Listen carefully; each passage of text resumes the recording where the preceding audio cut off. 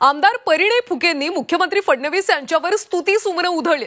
फुकेंनी फडणवीसांची तुलना सर्व देवांशी केली।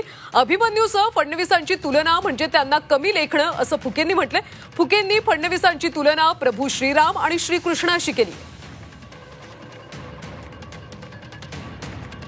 फडणवीस साहेब आधुनिक काळातील चक्रव्यूह भेदणारे अभिमन्यू, पण मी हे सांगू इच्छितो की हा अभिमन्यू सोबत त्यांची बरोबरी करणं हा फार देवेंद्र फडणवीस सारख्या नेत्याला फार कमी लेखन आहे। मी फडणवीस साहेबांचा एकच सांगतो की प्रभू श्रीरामासारखा चारित्र्य असणार, प्रभू श्रीरामासारखा आदर्श चारित्र्य असणारे, श्रीकृष्णासारखे चातुर्य बुद्धी असणारे देवादिदेव